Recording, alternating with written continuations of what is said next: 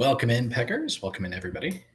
Jay Smithini back here in the mothership in Houston, where the weather still continues to be about 10 million degrees, despite it somehow being October. One of these days, I'm going to live in a city with like actual reasonable climate. But you guys did not come here for weather reports. We did not come here, maybe even to talk about cribbage hands. We have to lead two things with the show here. First, Terry, I believe you got like a hookup, you got some swag, you got some. Yes. So Doug and Lori Weir sent me some cribbage pegs, which came in the mail today. Okay. I've got a picture of them that I preloaded here. Let's see, where are they? Right here. Let's see if we can get Terry to work the equipment here. Ooh, look at that. Yes. So just ahead of the playoffs, they made these for me, and they're both either Yankees and or Brewers fans, or they like them both. And because of the Yankee allegiance, Doug said that it was very painful to have his wife make these pegs for me. Um, so I appreciate that, and I'll put them in my wallet with my other pegs. I always have my pegs on me all the time. I purposely bought a wallet that could hold them and not worry about losing them. And then lastly, if anybody's interested in custom pegs, I'm putting up here on the screen Lori's Custom Pegs. She has a Facebook page. She also has a Gmail account right here on the screen, laura.lynn.weir@gmail.com. So if anybody is interested in a custom set of pegs, I'm guessing they got all kinds of designs. Probably go to the Facebook page and there'll be other examples. But thank you to them for sending those. So what you're saying is you are not above being bribed.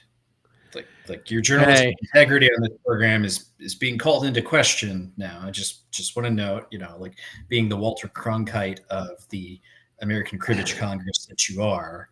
Payola is a very serious thing that I learned about in all my media classes in college. But no, right on to Doug and Lori. Like those are cool looking ones, despite them saying like a big losing team and all that stuff. But yeah, right on. So by the way, I have the same way I keep my pegs in my wallet, like just so they're on me at all times, because I can't forget them. Forget them, right? So same way. All right, but so we hit that, right? The important part, but then maybe even more important, we've got a crackpot idea of the week, which is maybe my favorite part of the entire program. Like we have some fun on this show. The drafts are fun. Going through the hands are fun. But I feel like the crackpot ideas is like our bread and butter.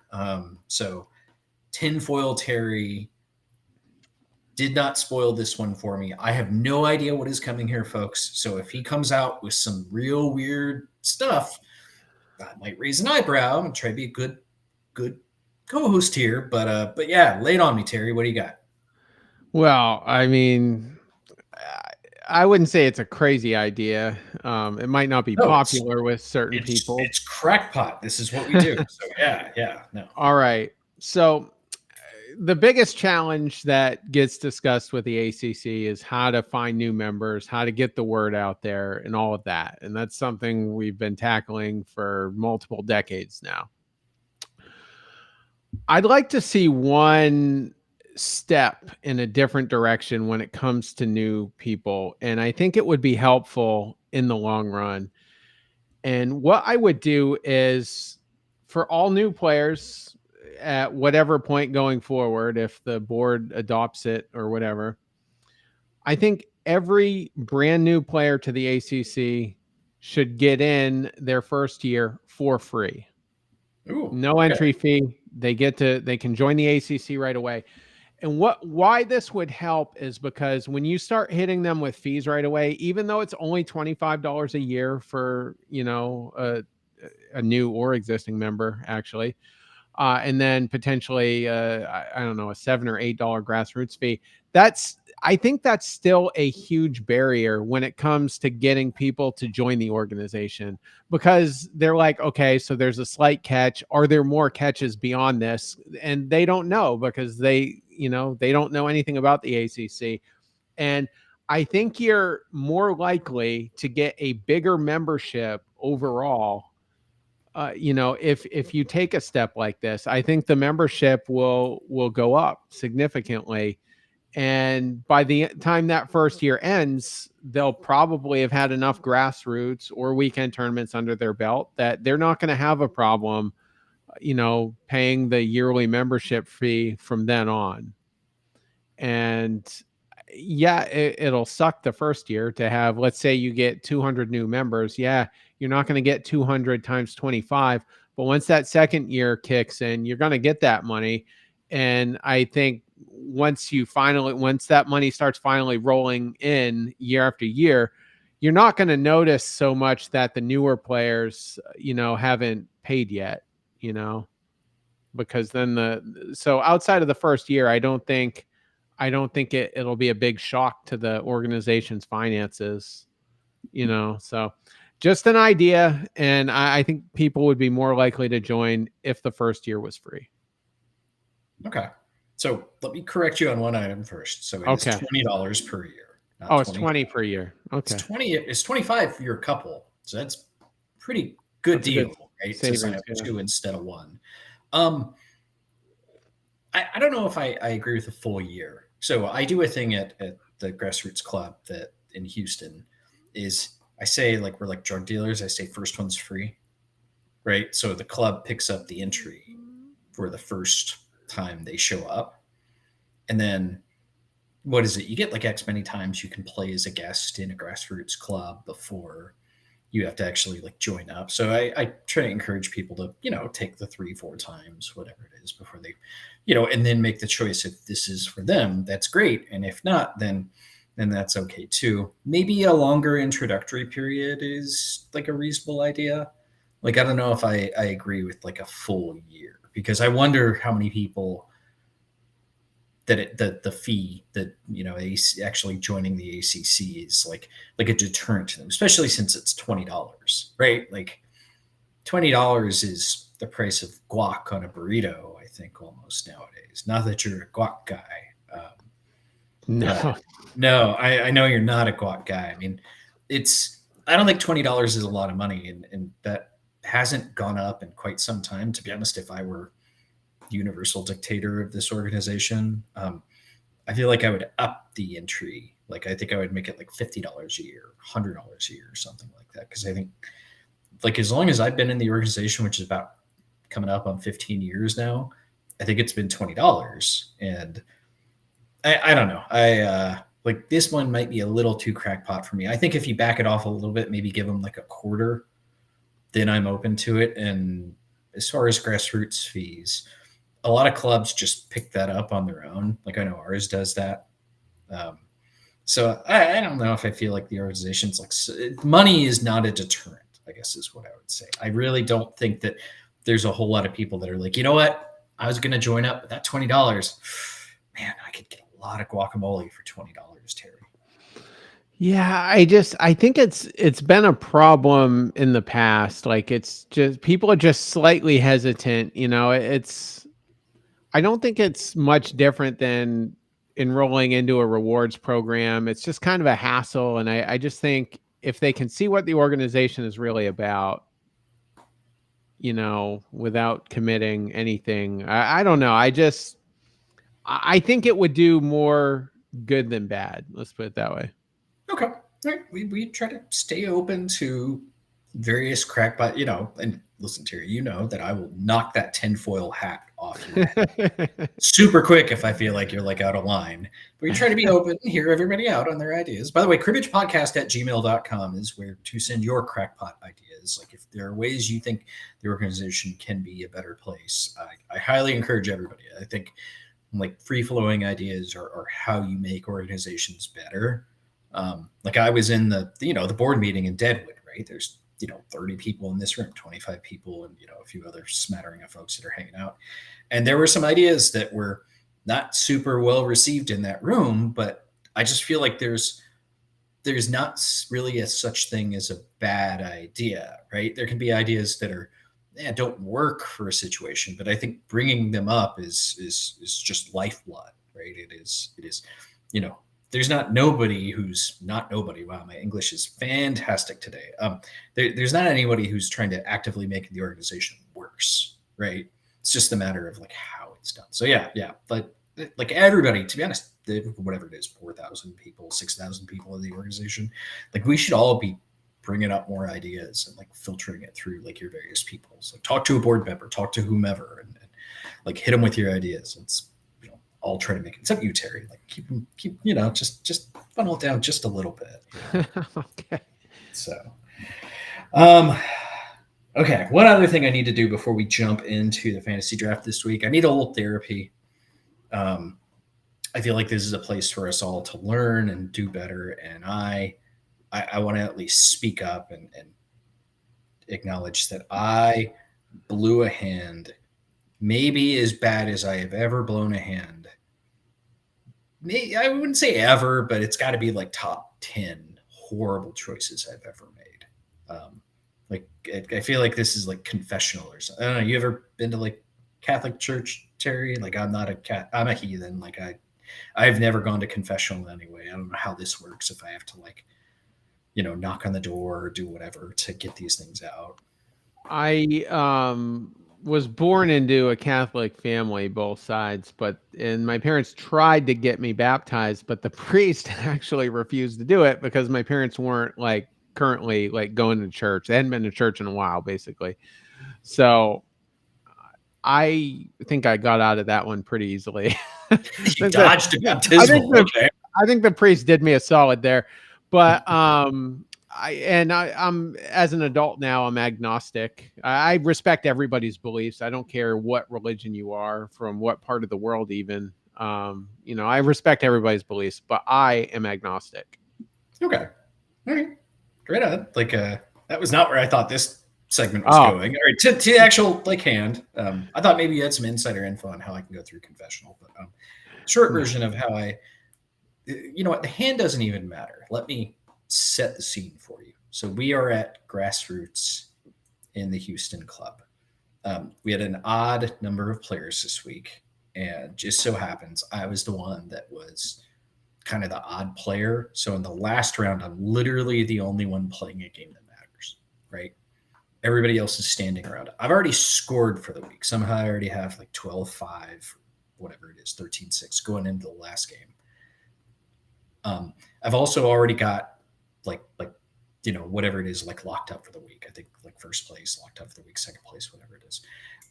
So I start playing fast, trying to get everybody out of there. And I get down to an end game where normally I would have thought the situation through. I did not. I blew the game in spectacular fashion. I think I was 4 out and the dealer was 8 out. The dealer ends up pegging out on me because I held a hand really stupid. Just so let that be a lesson to anybody listening. Like play your game at your speed, right? I think if I had taken the time that I needed through to like think it through just a little bit, like I just basically held a hand like 4, 5, 6, 7, thinking, okay, I'm safe, right? Like got enough points. Dealer's too far out. And I like led a 4 and they played a 4 and I played the 7 and they played a 5 and I was in all kinds of trouble and end up losing the game. It did not cost me Grassroots points for the week, but it did cost me 2 points essentially, right? Like you know enough about Grassroots to know how the scoring works. Yeah. Right. So instead of having whatever it was, and here's literally my card. Like instead of having 15 points, I ended on 13 points, and that could matter in the end of things. So just let that be a lesson to everybody. Take your time, make your decisions, right? Do it at your speed. Like be damned, right? If somebody else is somehow mad or trying to get out of there. And like nobody in in the club, I try really not to say it's my club, like pushed me or made it seem like I needed to play faster. I was just trying to do that on my own, and it came back and bit me. So just something to think about for everybody. Like play at your own speed. Don't let anybody else like influence what you're doing, even if it is your own self, the devil on your own shoulder causing you to do those things. So just gotta exhale and like, get that out of my system. The moral of the story is, like many of these stories, is I'm an idiot. That's the moral of the stories. I'm an idiot. So the best players are the ones that can criticize themselves, because those are the ones that learn. So that's the way I look at it. I do feel strongly that if you think you know everything you need to know about this game, oh, it's coming for you. The train is coming. Hmm. So it can be a humbling game for sure. Okay, so fantasy draft for this week, and I thought of this one in honor of the tournament up in Long Beach, Long Beach, Washington. Washington. Yeah, we not this weekend, but the next weekend. Okay, so hopefully we'll get some quality coverage from Terry out there out west. Um, but for that event, and I have not gone to this one, but I've seen the photos. I'm excited for you with this one. Is they have, instead of your typical award for the winner, whether it's a board or a little trophy, what do they give the folks, Terry? It is a championship belt, and it resembles more of the boxing style belts, if I remember correctly. And the winner gets that belt and then holds it for a year, but you pass it on to the next champion the following year. So it's kind of a cool. It's I don't think any tournament. It's like a custom almost now, with that specific tournament, and I don't think any other tournament does anything like that. Maybe perhaps grassroots might in some areas, but not the larger tournaments. Yeah, and I think we both think it's pretty cool. I know we both at certain stages of life were like wrestling fans, right? You Oh saw yeah. like the belts like that some of the wrestlers had and stuff like that.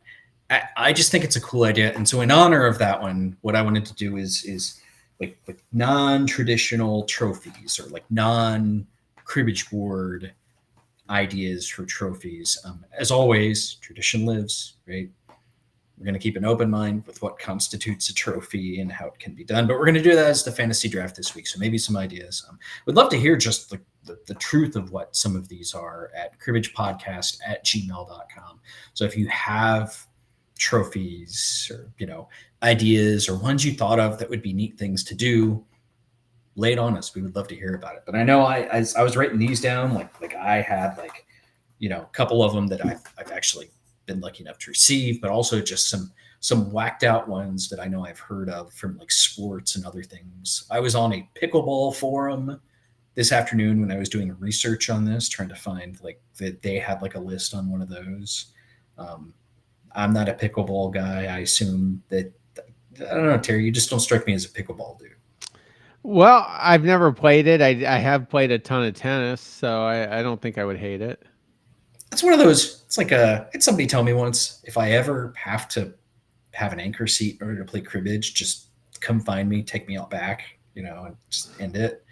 Like if I ever have to play pickleball instead of like tennis, it's life really worth living at that point. I don't want to judge all the pickleball players. I'm sure there's got to be 50, 60 people in the ACC that are like avid pickleball players. And like if somebody has like a legit handicap or something like that, I would say that's different. But yeah, if you just don't want to run, maybe fine.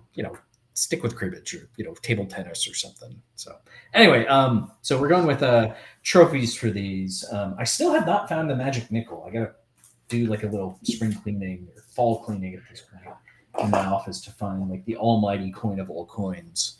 But we'll stick with the substitute again this week. You got it ready and handy for here? Oh yeah, Oh, it's there right it here. is. All right, Okay. I know what you're calling.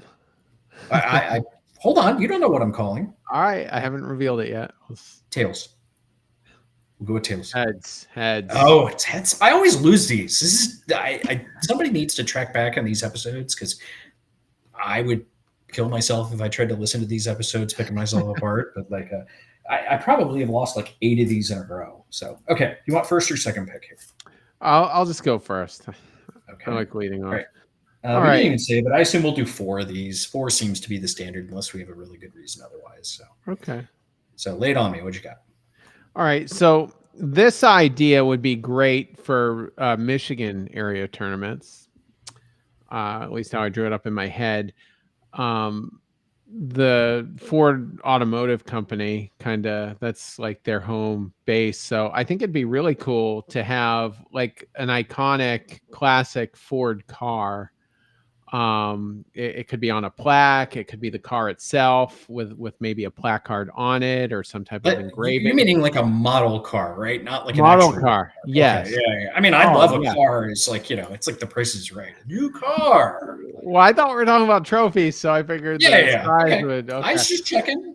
Yeah, Clarity so is important, right? it could be an old Model T or like a 67 Mustang Shelby. I don't know if they made them that year, but one or the other. And I think that would be a cool trophy for a tournament. Okay. Yeah, I'm down with that. I feel like that's a neat idea. Just anything that's different. Put it this way, there again, we follow this under like no bad answers here. Like, sure, like there's some that you said it. I'd probably say it's bad. Like if you pick draft day again somehow in this and call it a bad answer, but okay, yeah, model car. I feel like I'm down with that. That's neat. All right, I got 2 picks here. As I look at my like sheet here. All right, first one I'm going to go with is one that I actually have sitting on my desk here. And this is one that I got out of the Texas Shootout Classic. So shout out to, I think it was Beth Klein that ran this. And this is in August of 2019. So I was a wee 39-year-old. But this is an actual, like, it's kind of like a water bottle, almost like a Yeti style cup. And it's engraved with like the thing on it. So, you just carry it around. It's useful. It's, drink your water from it. Somebody sees it and they're like, oh, what's that? And you're like, oh, I won this tournament in cribbage. What's cribbage? And then you kind of, so we'll go with I don't know if you call that like a metal cup, we'll call that.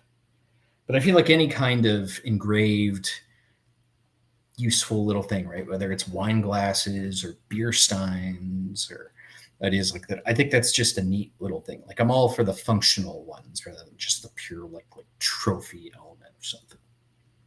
Gotcha. All Okay. right. All right. The second one I'm gonna go with. Shoot. I have way too many on this like list. And again, I'm just gonna go logical with it, and I'm gonna say a pie.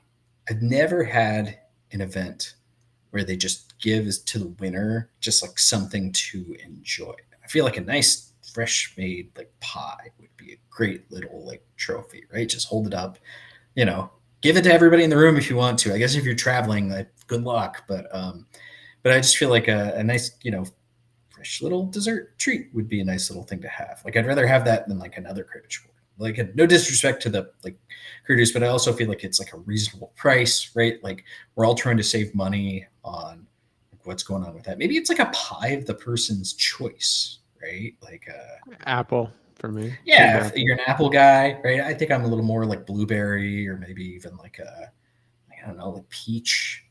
I make a mean peach rhubarb cobbler to your Cushman. So like maybe a dessert of the person's choice, a cheesecake, something like that. I Oh, just feel like, yeah. right? Yeah, cheesecake killer, right?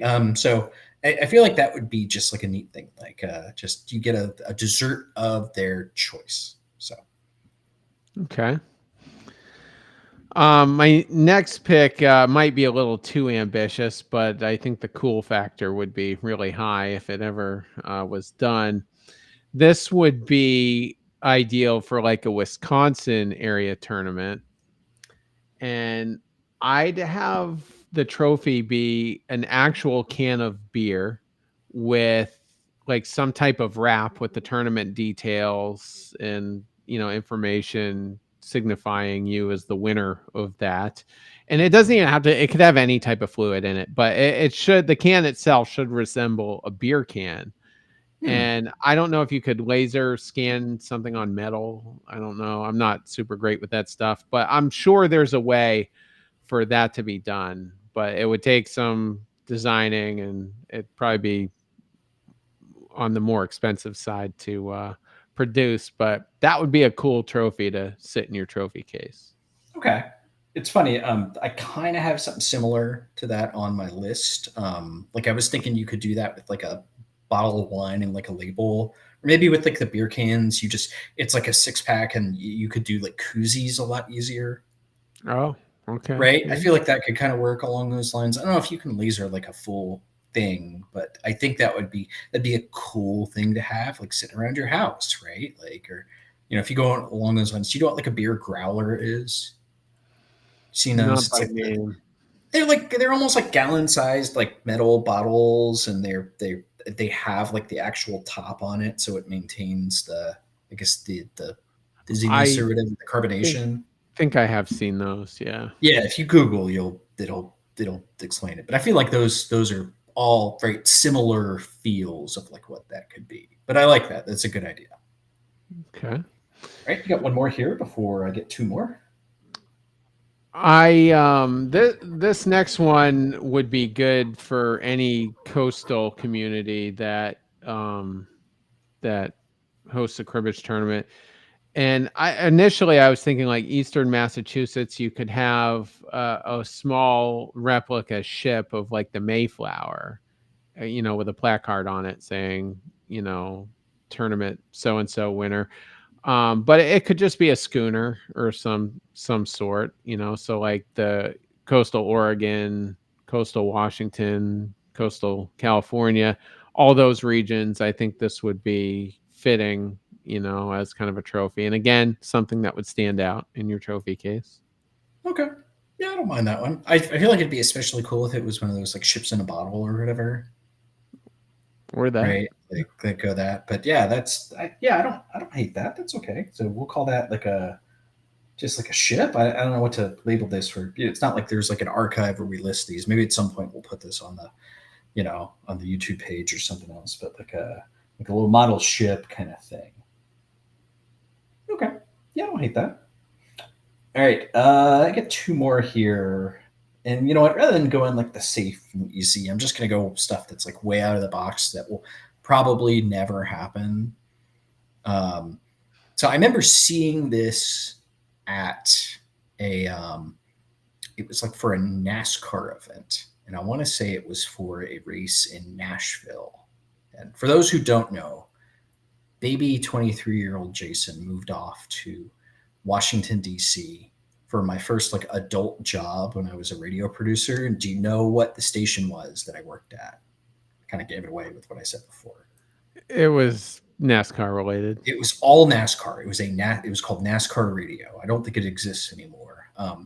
And me knowing nothing about NASCAR, other than like cars turning left and stuff like that, and I had this like great time and learned a lot about the sport and all these other things. And like, it's not a sport I actively watch. I know a lot of people are super into it, but at the Nashville races, they actually give a guitar to the winner, and I think that would be a cool thing to have. Maybe being cribbage budgets are what they are. Maybe it's you get like a ukulele or something, or like a little mini guitar. But I'd always thought that was cool, and it was different than like a crystal piece of glassware or whatever it is that like all these other ones are, or this or that. I just thought that was like a neat thing that could be done. So we'll go with that, like a guitar as one of the ideas. That is done at Nashville. So yeah, that Okay. is a kind of a cool trophy. I figured it was Nashville. I was mildly guessing, but I think that would be a neat thing. And then for my last pick, I got so many things on here. Yeah, all right. I'm going way out of the box with this one.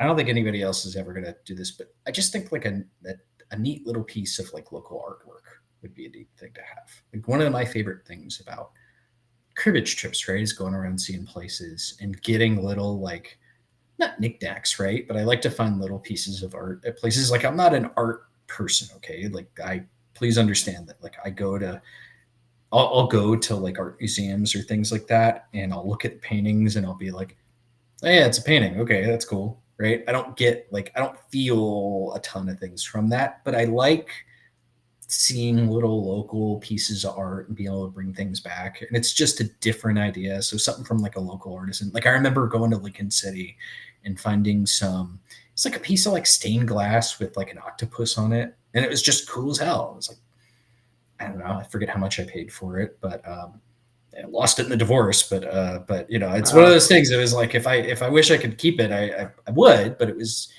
it's just little things like that are my favorite things to like take back from trips. And if that was like a thing they gave for like the winner, right? Just hey, we found this local artisan, like hey, here's their website. You can go buy it if you want, but the winner is getting like this piece of art that they made. Just a neat little piece of art that people can take back with them. So it's out there. I don't expect tournaments to pick that up at any point, but that's my favorite type of stuff to have. So, All right. is artwork on your list, Terry Cushman? I'm guessing not.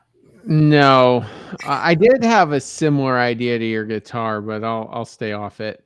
Um, so I guess my last one would be good for. I was thinking Maine initially, my home state, but any state that has snow could do this.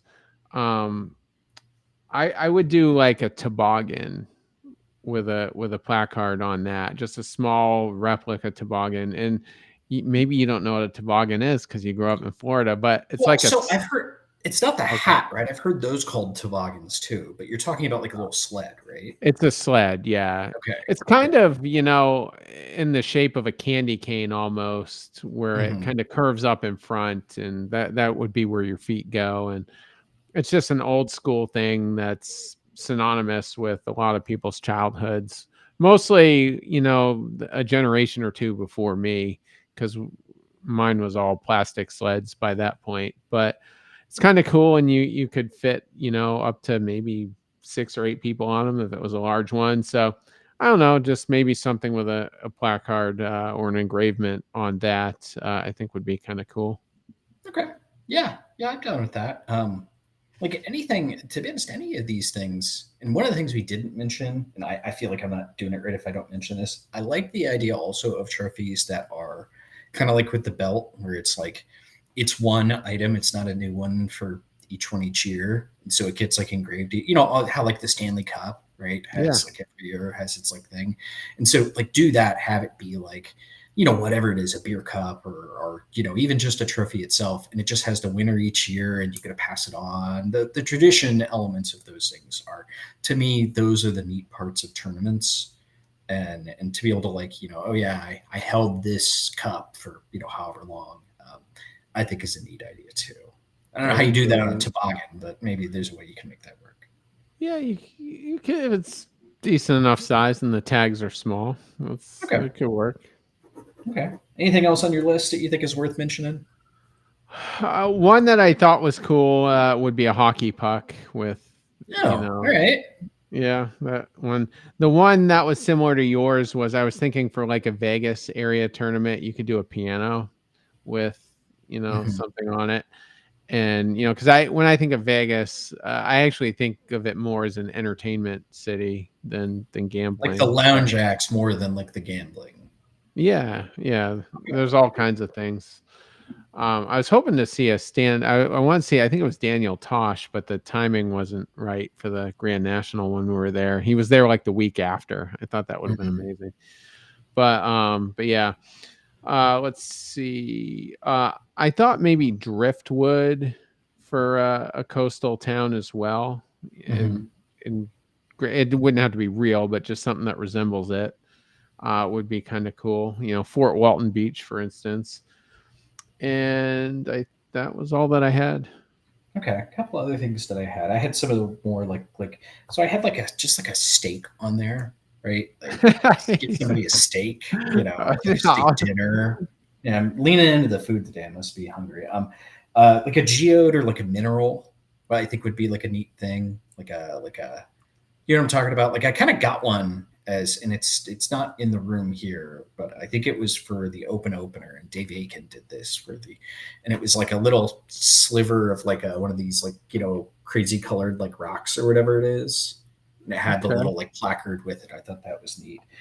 Clothes are never, I don't think are generally a bad idea, like hats or shirts or whatever. I thought in the middle of this, but I didn't go with it. Maybe a pair of Crocs would be cool. You get the little little trinkets in there that you can get that you stick in the holes of it. Have that say like like tournament champion or something like that. But I think that would be neat. You Crocs guy, Terry? I've never worn them. I typically just wear slides, and I wear them everywhere. I've been in Reno, kind of chilly, 20-degree weather, rolling and around in I'm your I'm wearing slides. them. Yeah, All right. I wore 'em Um, to Virginia Beach last February, and it snowed, and luckily I did bring shoes because my hotel was like 2 blocks away, so I did have to trudge through some snow. We had to do that once in Reno. We were staying at the I think Silver Legacy. It was me and like Wendy Yafuso and Mike O'Brien had to like walk over to the J, and it was in the middle of like a blizzard, and there was like ice all over the ground. And Dr. Mike only had Crocs, I think, and so you're just trying to keep him from like busting his butt. It's funny. Also, one thing I saw, and it was apparently this is super prominent in the pickleball community, is medals. I've never seen medals given, which I thought would be kind of a neat thing. That would be neat. Yeah. So just give us your ideas if you think any fun trophies that you have. Shoot it to us, cribbagepodcast@gmail.com. As I jump over to the mailbox, which I was wrong, was plentiful. There are apparently a lot of lovers of sports movies in the 29ers. So I'll look aside as I read some of these. Mike Delaney checks in, and we have a hand that he gave us also that we'll jump through. He mentions a couple of these. I know a couple of these I don't. He mentions Greater, which I don't know. The Blind Side, which is I got to take issue with that one because apparently it's completely fake. They like whitewashed it all. It was just like a Hollywood production.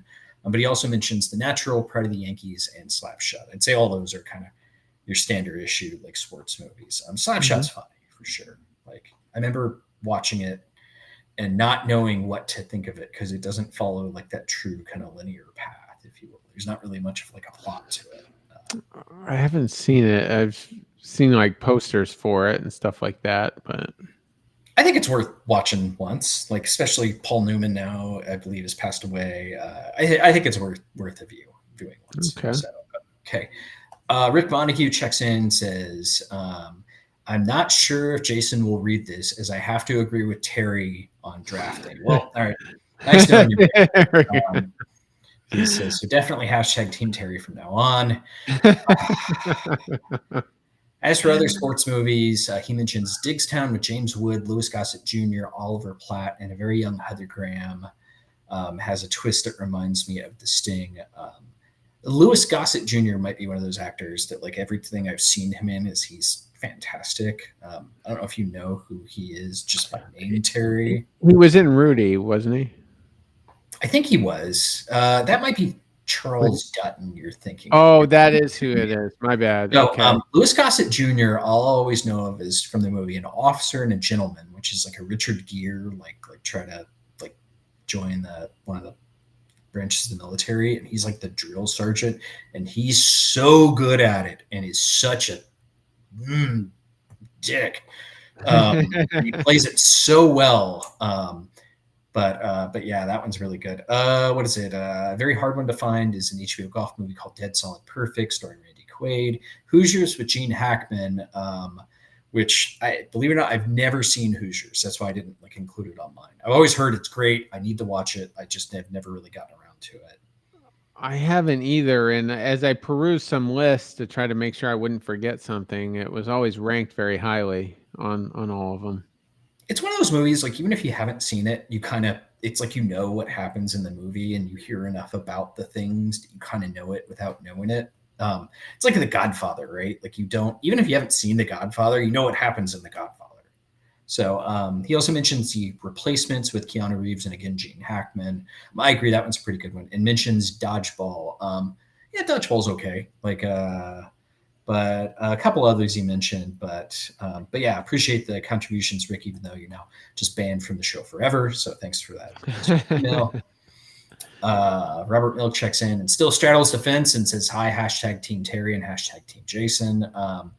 He mentions a few and says that his are a little bit older. He gives the years, which is helpful on these. Baseball, he says, Fear Strikes Out, which is a movie about the Red Sox outfielder Jimmy Pearsall from 1957. So when that movie came out, Terry, were you like waiting for it to show up? Or you know, like going to the, what do they call those? The Nickelodeon back in the day to watch those? Or, you know? We had one of those, yeah. Yeah. My mom was actually born that year, so.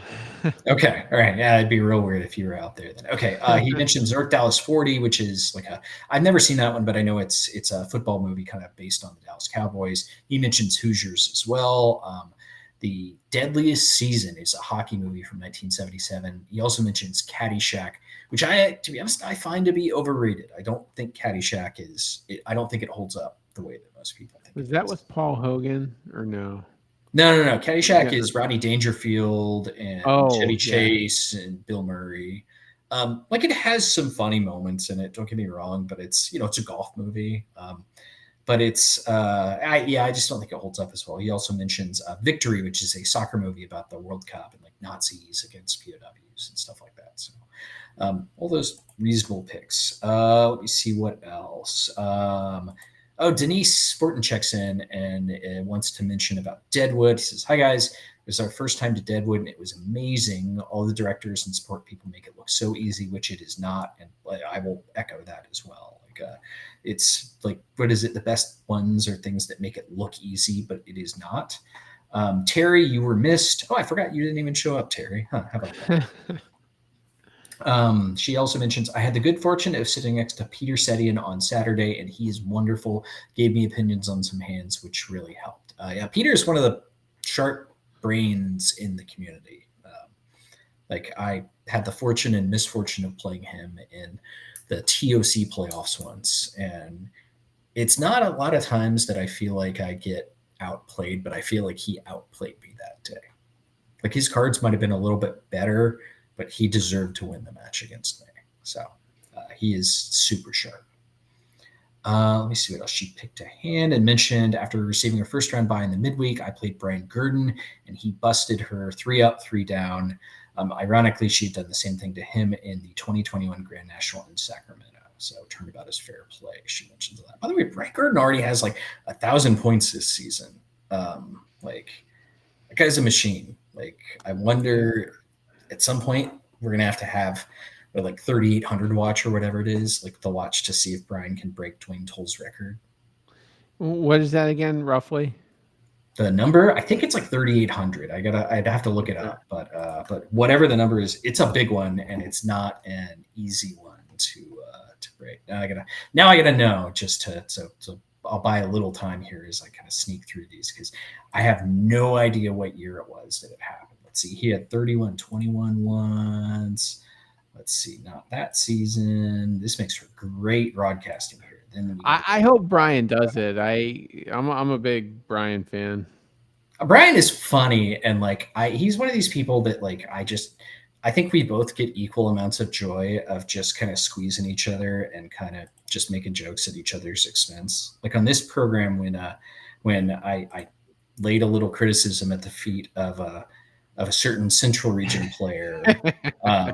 He literally saw me walking up to a conversation the two of them having and said something along the lines of "Hey, been listening to any podcasts lately?" And just right as I walked up and just loved to make it awkward and made a little motion of stirring the pot, as he called it. Let's see, the most I can find is 3,100, at least my little cursory search.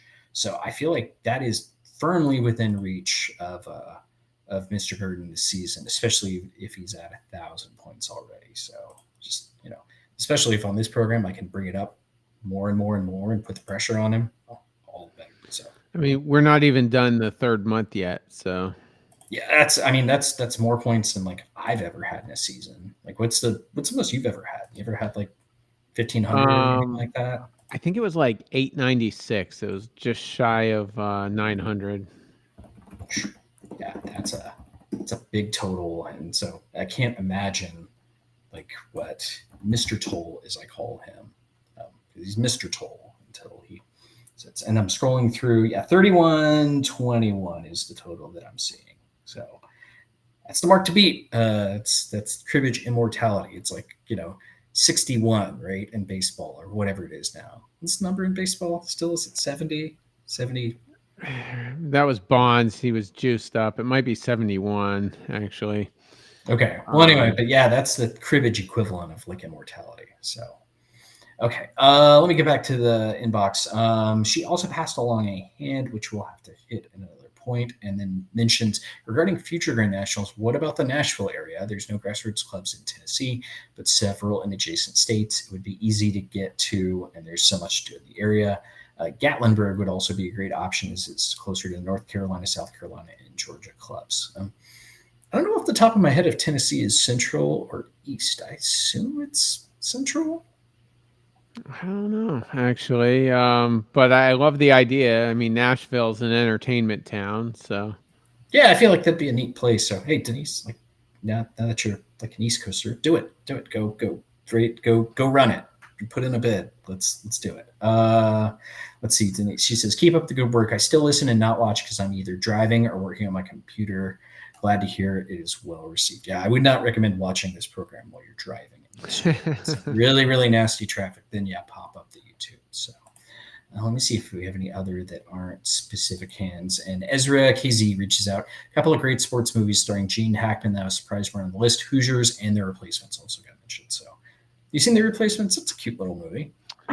I've heard of it, but no, never seen it. Okay, that's a good one. It's Keanu Reeves doing Keanu things, which is I would say is generally a plus in my book. So. All right, so let's get to the actual hands here. And we've got quite a few loaded up. Let me make sure I get this technology element right. Almost. Hey, there we go. All right. So, for those who are not getting the video version of it, we should just do one of these as a prank once and just do nothing for those who aren't watching the video. Be like, hey, Terry, what do you think about this hand? Just go over it over and over. But okay, so you are first count in hole 13 and dealer is in hole 10. And maybe this one's a little more cut and dried, but the hand is, and there is a flush.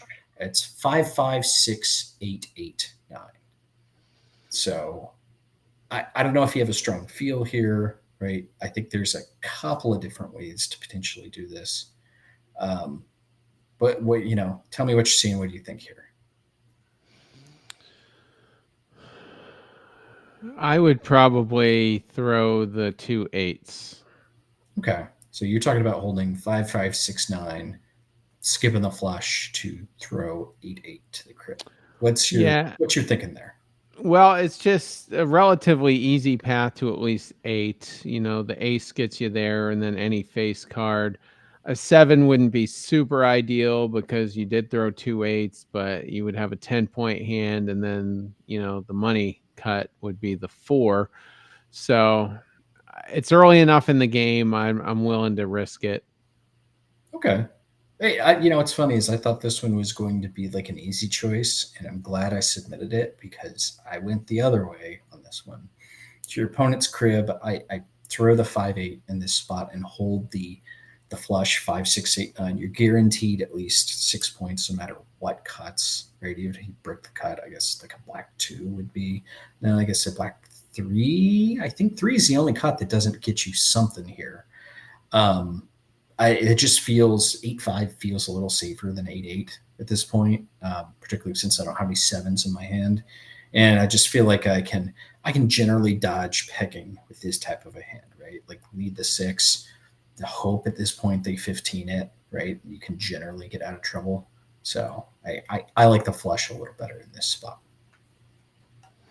All right, we will move on. And here's another Jason special. All right, so skunks are a very important part of the game. This one happened at Grassroots Club over the weekend. So this is one of these 6 of one, half dozen of the other. You are first count from 8 out, so you're at 113. Your opponent is dealing at 82. So clearly at this point, the goal is to close out the skunk. And you dealt a decent hand, 2, 3, 4, 6, 9, king. It's one of these like damned if you do, damned if you don't. But how do you keep this one with the skunk in mind, and what's your kind of thought process with that? Honestly, I like the 2, 3, 4, 6 here. It's probably the second or third best pegging hand in cribbage, and I mean, king 9 to the crib is never bad. Not that defense is really a thing in this scenario, but I don't know. I just like the 2, 3, 4, 6. Okay. I went another way. I went 2, 3, 4, 9 here. And like we ended up cutting the 5, which is, that's not why I wrote this one down, but it was one of those like I held the 2 3 4 9 almost with the thought of like, well, okay, I want to if I cut the ace with 2 3 4 6, then that's the brick cut, right? Because I want to get to at least 7 there. But I like the 2 3 4 9 a little more just because you get a little more distance in the pegging, right? So like you lead the 3 and they pair it, and then you have the 9 to come back. Versus 2 3 4 6, if they are so bold as to pair your lead card, you're kind of stuck, right? It's not really a whole lot that can be done there, and I don't think you're getting home. Um, so I don't know. This is just one of these where like usually I will ping Voldemort about ones of these, and usually I feel like he has a pretty strong opinion about in game. This is one of these where it's like, again, my end game I feel like is lacking a little bit, and that's my thought process. Not saying I'm right or wrong, and just saying that that's how I think is the best way to do it. At least you're not 6-9 on this one, Terry. Yeah, I'll say this. If let's say I was in the 115 or 116 hole, I would probably keep the 9 for the extra separation. Okay. But if I have Right. to manufacture points here, I just feel like I got a few more options with the 2 3 4 6. Would there be a situation, maybe not, this is not it, but say you're like 10 out, right? You hold 2 3 4 9. You maybe, especially if you missed a cut, the 9 lead there, maybe you see if you can trap a 5. Absolutely, I would. Yeah. Okay. All right. Fair enough. All right, moving on. So that's 2 hands and 2 disagreements. Just I want to start keeping a running tally of these and how often we agree versus disagree. Like lately, it's not been high. It's been like more disagree than agree here. So you know what? I'm gonna just for the history books forever now. From this point on, I'm gonna start keeping tally of how often we agree versus disagree on these. All So right. maybe I'll buy like a whiteboard. Like you see my wall is like sneaky bear behind me there. Buy like a whiteboard and just have little like tally marks of like agree versus disagree. Well, honestly, I do have one here that I don't use Oh, anymore. So okay. Yeah. Gets like yeah. Why would I do the work when I can just pawn it off on you? That's a much better idea. So 2-0 so far. We'll see if we can get to a skunk at some point. All right, the next hand. So is this one that you submitted, Terry? I don't recall this one. it is. Yeah. All right, I'll let you intro it since it's yours. Okay. First hand of the game. I don't think it's super critical, but there's at least 2 or 3 different ways to do it. Opponent's crib, and you are dealt 2 5 6 7 8. Okay, this is a fun one because I think there's 3 ways I can think of off the top of my head how to do this, but I think pretty generally, like unless something real special is going on, I think 2-8 is just the way to hold this one. Um, I don't feel the need to get overly aggressive. Like I don't mind. I'm not afraid of 2 6 7 8 here, but and especially if I'm playing a tricky opponent, I kind of like the holding the 2 5 6 7. Right, leave the 2.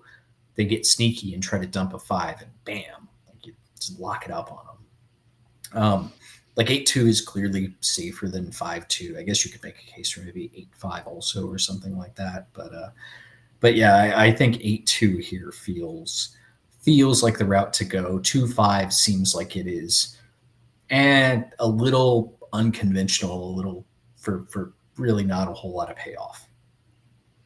I didn't do any of those on my discard. What? All right, lay it on me. What do you got? 2-2 here? 2 the deuces. Yeah. Wow.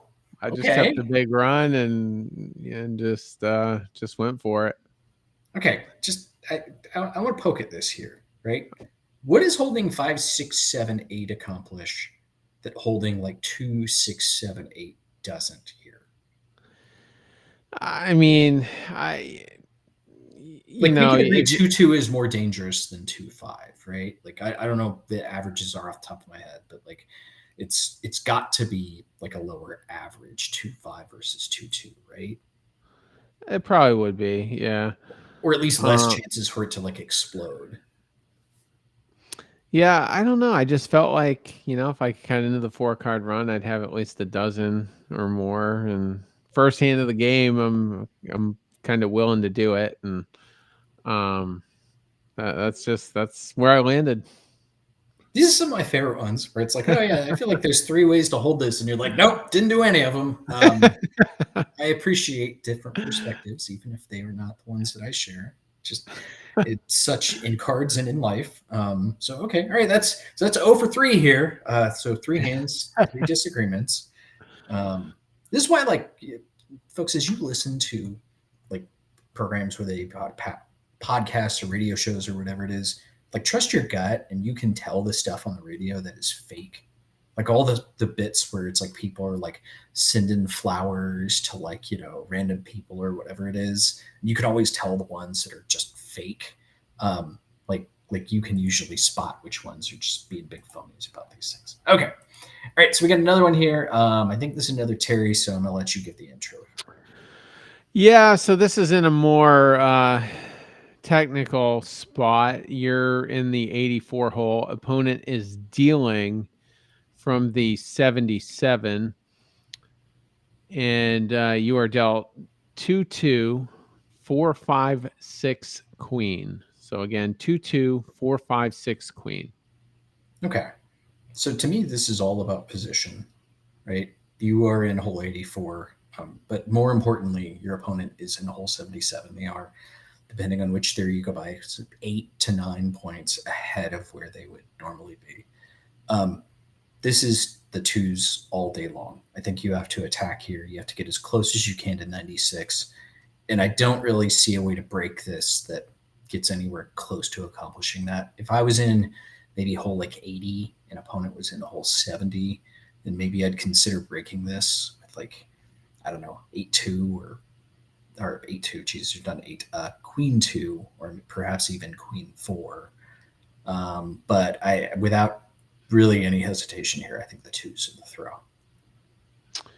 I also threw the deuces. Hey, look at that. There's one agreement. Yeah, but I don't think 2, 4, 5, 6 is the most egregious is the most egregious hold. You lead the 2, you can score a bunch of different ways pegging, but I would just rather go for the easy 9 ultimately. Or more. I mean, I need points there. And to be honest, even if I hold 4, 5, 6 there, right, 4, 5, 6 queen, even if I cut into it, I'm trading points as much as I can there because I'm not really afraid. Yeah. There's no fear of the dealer dealing out from 77 unless you really have like a perfect storm of terrible things occur. So yeah, without this one, you just take anywhere you can get it. Okay. So which, by the way, for those listening, I think we would agree the way to do that is you lead the face card, right? Hold 4, 5, 6 queen and lead the face all day. Yeah, because they'll take the 15 and give you a shot at pairing it, and a lot of people like to play an ace on a face, so you can score a bunch of different ways. Yeah. Okay. Good. All right. Hey. So 1 and 3 so far. Just so all right. So here's one in hole. You are your own crib. I feel like most of ours end up being like to the opponent's crib. Yeah. So actually, this is yours too. So go ahead, Terry, hit me. Yeah, so there's a flush in this one. It's early in the game. You are dealing from the 9 hole. Your opponent is in the 19 hole, so they had a better start on you. And you are holding ace 3, 4, 7, 8, 8. And the flush is ace 3, 4, 8 with a 7, 8 left over. And it's your crib. All right. So, I mean, you're kind of holding 6 points no matter how you do it. I think the 7, 8 is the throw here. You're capping your potential a little bit. Like I really like the hand, like having the 7, 8, 8 together. But in this case, the power, the chances of me being able to peg on the first card here, right? Just pair an ace, a 3, a 4, or an 8. Of course, if they lead a 7, right? Just playing the 8 here leads me in that direction, gives me a potential decent crib. If we cut a middle card, I feel very good about my chances of having a pretty good crib. And if I did it the other way, I feel like I'm throwing 4 ace before I'm throwing 3, 4 here. So I think medium to strong here. I think the 7, 8 is the throw. That's what I did as well. I love the opportunity of pairing a lead small card, because once you take those 2 points, you might peg 6 or 7 by the end of it. So yeah, I went that way. I forget how it worked out. I want to say we did cut a small card, and um I had a pretty good hand and a decent crib. Okay. And again, this is where I think you and I differ a little bit. Is to me, hands like this can be slightly opponent dependent. This one I probably throw in 7-8 no matter what. But it's and for those listening, this is a good reason when you have tricky hands not to him and haul or say things out loud, right? How many times you hear somebody and they go, "Well, throwing you points," right? And it's like, "Oh, okay, you were like, I appreciate the free information. That gives me an idea of like what could possibly be in my crib." Like people will fake that stuff here or there, but it's not often. But it's more of a reason like not to do that, or talk about how difficult the decision you have, right? Yeah, and another tell is when they want to show the person next to them their hand. I would say 80% of the time there's a flush in there. It's either a flush or it is such a good hand that they have to decide whether to fully break it or not. Yeah, I really try to avoid doing that. And sometimes I'll do it if it's, like a side game or whatever it is that I don't mind. But usually I really try not to do that. The other is right. Like if you're giving your opponent information about like if you had a tough decision, or maybe you just, the other one that people do a lot is they clearly have like a junk hand and they don't know what to throw. Like that could influence me here, right? Like if they're like, "Good Lord, what a horrible hand," and they throw it in my crib, then I feel like I'm a lot more likely to throw a 4 ace there because I don't feel like I'm getting a whole lot of middle cards in that spot. Right. So, all right, let that be a lesson, E29ers out there. All right, moving on. So I think this was. Is this another one of yours, or is this one that came through as I'm scrolling through the list? This is I believe this is. Shout out to David Hayes, by the way. I feel like we don't give him enough credit on this program for his website, which is literally what we're using on here. I can scroll and you guys see it, but cribbage121.com. I will give him a shout. It is an excellent website. I always forget, by the way, to do the little scorecard thing that he has on this one. You ever done that in like an event? I haven't. I've seen Deb Cotter use it, and I think Lori Hardy as well, but I've never done it. Yeah. So for those that don't know, you can like keep track of your scores in events on this site, 120 cribbage121.com, and anybody else in the tournament who's doing it can kind of show you like how they're doing as well. It'd be neat if you ever got like the entirety of an event for somebody to do this and you could really see like the live scores as they move along and who's doing best. So that'd be a neat thing. Okay, anyway, all right, we'll move on to the hand here. So you are dealing in hole 94. Your opponent is first count from hole 75, and there is a flush in here. We'll run through that second. So the hand is ace 2 3 4 5 jack. The flush would be 3 and 5, so it would be ace 2 4 jack as your flush cards. Terry, I think this one to me is pretty cut and dried. I'm kind of hoping you feel the same way for solidarity, but what do you think? I would keep the flush and throw the 3-5. I just Okay. think there's better overall value with the hand and crib combined. Okay. I agree with you 100% on this one. I think that this one is pretty cut and dried. If anything, right, and I feel like that might be the most discussed cribbage hand is a spot like this if there isn't a flush, because I know there are 3 very specific ways people like to hold this one, right? Which is either you toss the 2-3 and hold ace 4-5 face, you toss the face 5 and hold 1-2-3-4, or, and I think this is kind of Voldemort special on this one, is he tends to like throwing 4-5 from this spot, which I don't try not to disagree with him on too much that isn't, like music. That one I can't ride with him on. I don't like that play either. Honestly, if the flush wasn't in here, I would keep. I would actually prefer to throw the face 5. And like I said, I just want to try to pair as many cards as you can. And if you have ace 2 3 4, chances are you're going to pair something right away. Pair something right away, or if they have faces and 5s, right? Assuming it's not 2 5s, then you can usually get your run in on the end, right? They play their face, you play the 4, they play another face, and you run the 3-2 ace. So I think that's all the reasons to kind of hold it that way. I think I used to be team 2-3 on this one, but I've converted a few years ago to the face 5. So, all right, I believe we got another David Hayes special here. So it's another flush hand. And so you are first count in hole 113. Your opponent is dealing in hole 110. And the hand you are dealt is a real special one here. It's there's another flush here, so but it's 2, 4, 6, 10 Jack Queen, and you can hold a flush with 2, 4, 6 Queen. So you need 8 points. I hate spots like these when you need 8. You're just praying to see that silly little double run in this spot. Kind of a game you're counting on winning, and then you pick up something like this. What do you like here, Terry?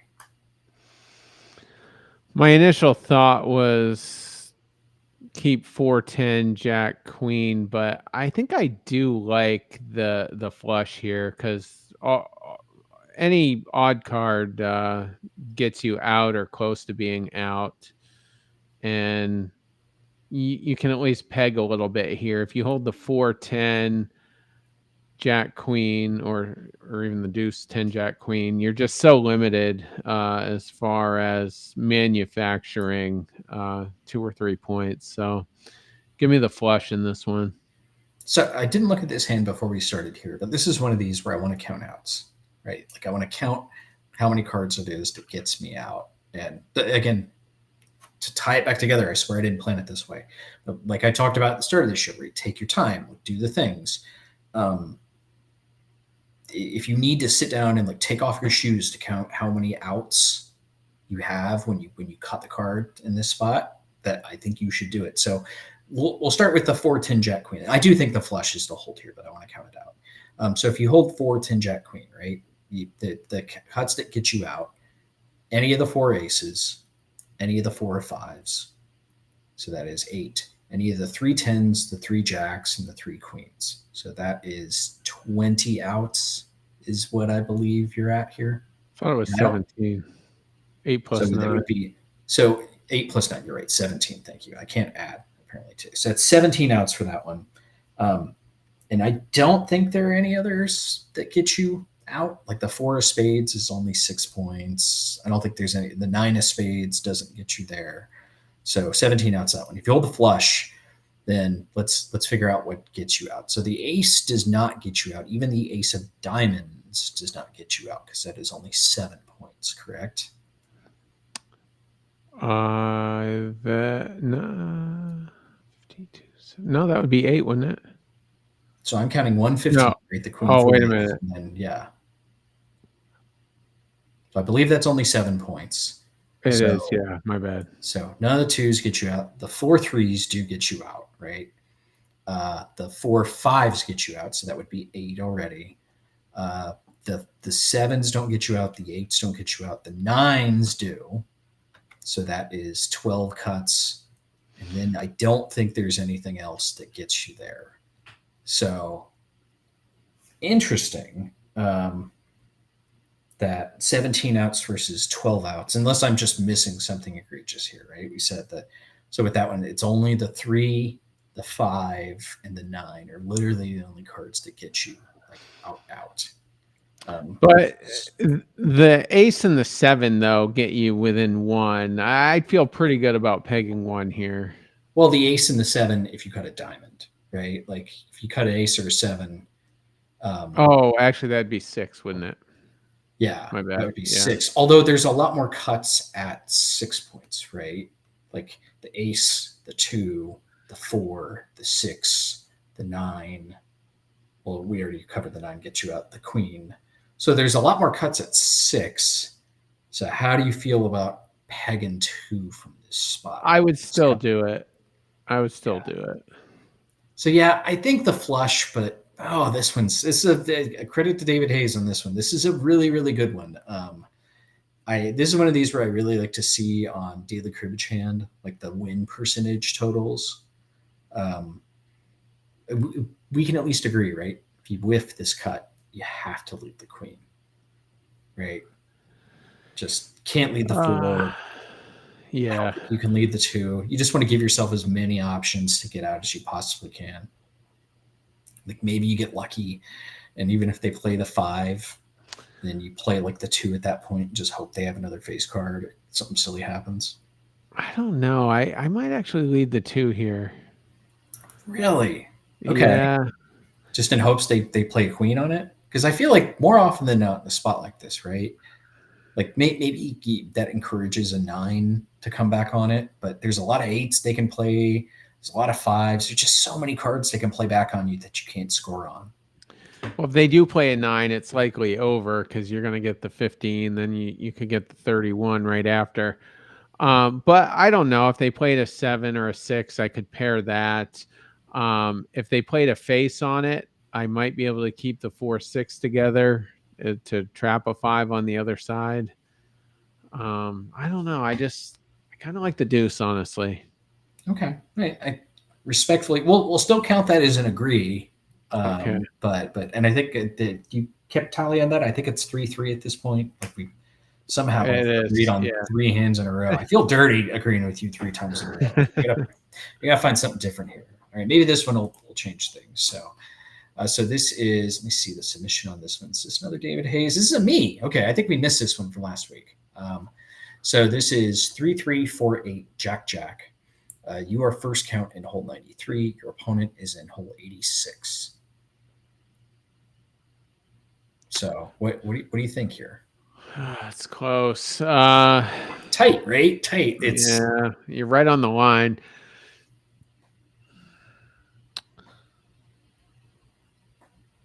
I'm throwing the jacks. Okay, me too. I don't like it. I'm not thrilled with it. But in the end, my opponent's at hole 86. I will take my chances at that blowing up in my face. There's nothing I hate more, and you know this, right? You're in first count from hole 93. You feel like the wind's in the back or close to it, right? You feel like you're going to win this game far more often than you're not. You hold 4 points with this, right? You play it safe. You throw 3-3 Jack Jack. You just whiff the cut, right? Cut like a I don't know, like a bad 7. All of a sudden you got 4 points. You can't peg anything, and then you're dealing from 97, and you're just gripping, waiting for that next hand to come, and just hoping you don't pick up a clunker. So. Yeah, I wouldn't hate dealing from 97, but they're far enough back. You may as well just try to keep a decent hand here. You don't want to see a nickel cut. That would give you 14, but that could be the nightmare card. Yeah, it's the classic good news, bad news with that one, right? Yeah. Like I'm just praying for like the dirtiest ace in the deck to pop up on this one. Yeah, like I'd rather have a 2 or something like that, or a 3, or whatever it is. But that's the one thing that I just don't want to. I don't want to see paint here, and I certainly don't want to see a 5.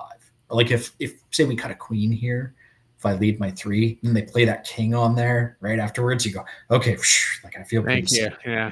safe. Yeah. And there's another thing that I feel like splits like elite players from like very good players is navigating hands as they go along, and like with every piece of information that you get, it kind of gives you an idea behind of like what their crib could or couldn't be, and that kind of shifts some decisions, right? Like I don't know, if I lead a 3 from this spot, say cuts just a brick, trying to think of something that's kind of neutral, like a 6, right? Cuts a 6, you lead the 3, and your opponent, who's maybe a little tricky, plays a 5 on it, right? Like in that spot, I'm popping that 4 immediately. Like there's smoke coming off of that 4 when they play that 5 on it, right? Because I have that information. But I feel like if that cut's different, yeah, maybe exercise a little more caution, right? Put the brakes on a little bit. Yeah. Yeah, just like you said, it just all depends on the cut, with how you proceed with the pegging. Okay. And I think that might be our last one, or maybe there's one more. Let me see what else we got here. Nope, we're back to the start here. So final tally on today's program is somehow we went from 0-3 to 4-3. And we just agreed on all the rest. Yeah. It's end with a whimper, right? We're like fighting at the start of the show and kind of closing things out. Like, got got like little like flower necklaces on our heads and like dancing around being all happy and stuff. So to make conflict makes for better shows, but we're gonna do what we do on that. All right, I expect to see the whiteboard like with something going on there next week. Terry, we'll get that going. Yeah, I used a permanent marker for the grid, so I bet I could probably still get it cleaned. I know a hack to get rid of that, but we will take that off air. That's not a. Okay. It's I got you on that one. So Okay. all right. All right, so we will wrap things up here. Thank you, everybody listening. Again, submit your hands or your crackpot ideas or just your general thoughts on us at cribbagepodcast@gmail.com or leave comments on our YouTube videos. Have you gotten? I don't really monitor those. You got any like nasty comments yet or anything? I'm waiting for here. Like Jason's mustache is nightmare fuel, or like Terry's like this or that is this go Yankees or something. No nasty comments. We did have, I think, a comment on last week's, but yeah, not a ton. When you start seeing new names that you don't recognize, then we'll know YouTube is catching on a little bit. I did have a random Cribbage Pro person who I don't know the real identity of.